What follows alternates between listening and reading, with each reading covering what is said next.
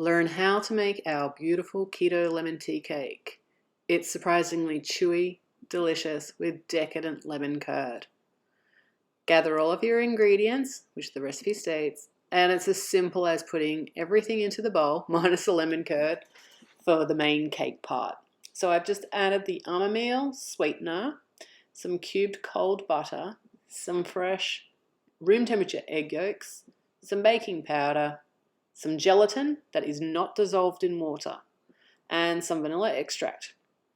Now I am just going to pop that all into the bowl, and I'm going to mix that with my hand mixer. Now this can be done with a stand mixer, food processor, or a Thermomix or similar, and it's ready when all of the dough has come together.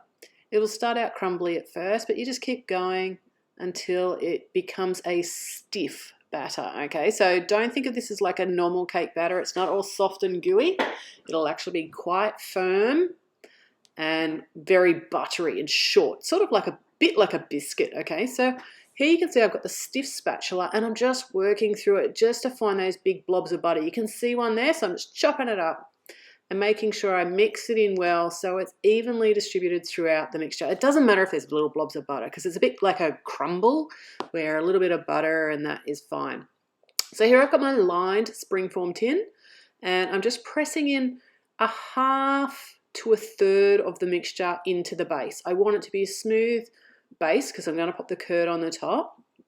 So I'm even just getting a wet spoon just to smooth over the batter and just make sure that I've got a reasonably evenly spread base. Oh, look at that. You can see the top of my head. Okay, so we're just working the dough a little bit, or batter, not dough. And here I've got my pre-prepared sugar-free lemon curd. The recipe is also within this recipe, for a link for it. And I'm going to spread that over the base. Now, to be honest, I actually have done double the quantity of the curd for this recipe, so that is up to you. And I don't stick all of it in the center. You can if you wish, but you'll see what I do just to make mine look a little bit pretty when it comes out and that as well too, and just spread that curd around a bit. So at first, as you can see, you can use the spoon just to blob the rest of the dough onto the top of the cake, but I find it a lot easier with my hands. So as you can see, I'm just breaking it into smaller pieces, not even at all. You might have some, like, you know, hills and valleys on the top, all nice little crumbly bits. So when they're baked, you know, it's completely uneven and just looks really rustic.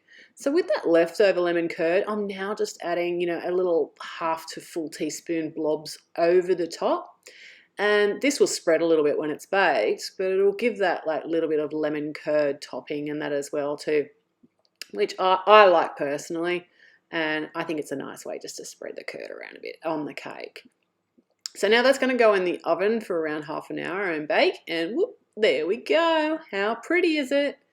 Look, honestly, a little bit of sprinkling of powdered sweetener, and this is just one of those desserts everybody loves. I hope you do too.